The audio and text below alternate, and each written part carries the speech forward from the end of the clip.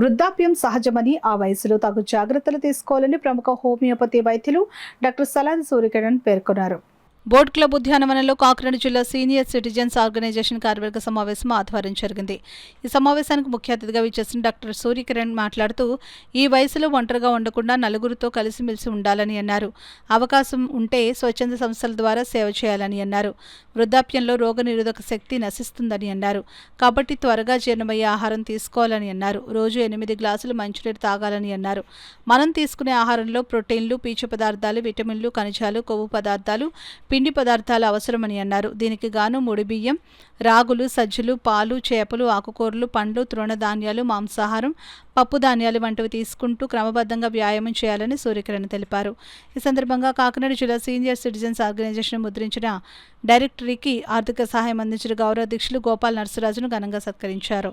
అధ్యక్షులు బుధరాజు సత్యనారాయణ రాజు అధ్యక్షతన జరిగిన కార్యక్రమంలో ప్రధాన కార్యదర్శి అడవాల రతన్ ప్రసాద్, సభ్యులు ఆచంట రామారాయుడు, కె శ్రీరామరాజు, కెవి రమణారావు, ప్రసాద్ నాయుడు, యనమల రామం, బమిడి శివమూర్తి, చింతపల్లి సుబ్బారావు, నిమ్మకాయల వెంకటేశ్వరరావు, సూర్యనారాయణ, పార్థసారథి తదితరులు పాల్గొన్నారు.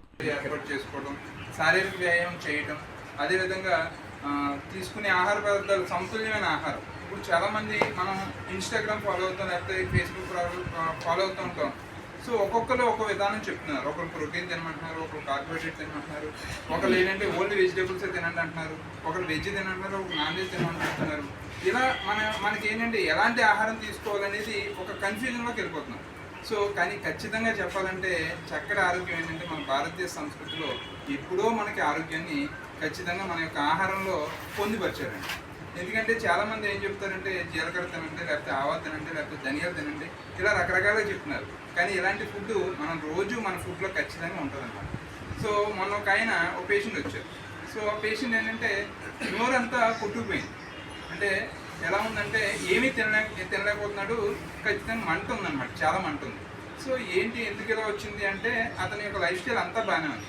దానికి గల కారణం ఏంటంటే అతను ఎవరో చెప్పారంట, అల్లం తినండి రోజుని, చాలా మంచిదని చెప్పారు. ఆయన ఏం చేశారంటే పాపం చెప్పారు కదా అని చెప్పి రోజు అల్లం తినడం మొదలుపెట్టారు. ఒక నెల రోజుల దాకా అంతా బాగానే ఉంది. నెల రోజుల తర్వాత ఏమైందంటే నోరు అసలు ఏమీ తినలేని పరిస్థితికి వెళ్ళింది. అలాగా మనకు తెలియకుండా ఏదో న్యూస్ చూసి మనం ఆరోగ్య సూత్రాలు పాటించడం వల్ల ఏమవుతుందంటే ఖచ్చితంగా మనకి పెద్ద ప్రమాదం వచ్చే అవకాశం ఉంది. కాబట్టి మనం తయారు చేసే మందులన్నీ కూడా హెర్బల్స్ నుంచే తయారు చేస్తాం. సో అవి ఆల్రెడీ తక్కువగా వాడాలి.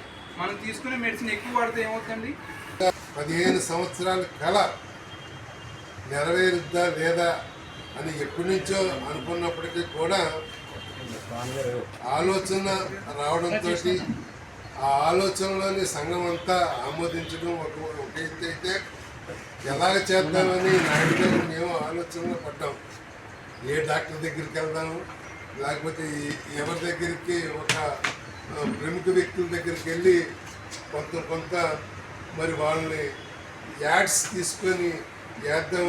అది కూడా అంత భారీ ఎత్తులో కాకుండా ఒక 50 పేజీలు, ఒక 60 పేజీల్లో అయితే ఎక్కువ అవుద్ది, దాన్ని సరిపోద్ది, అంతకంటే ఎక్కువ మనం చేయలేము అన్న సంకల్పం పెట్టుకున్న సమయంలో దివి నుంచి భూమికి దిగి వచ్చినట్టుగా మరి రాజావారు, నిజంగా రాజావారే, ఆయన గ్రామం కూడా నేను వెళ్ళాను, ఆయన పేరు ప్రతిష్టలు కూడా నేను వేరే చెప్పడం కాదు, నేను కళ్ళారు చూశాను.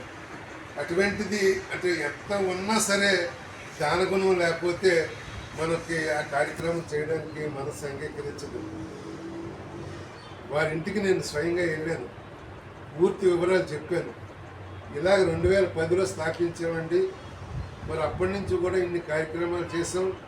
అది గాలిలోనే ఉన్నది, కానీ సమాజానికి తెలిసినటువంటి కార్యక్రమం ఒకటి చేయాలా.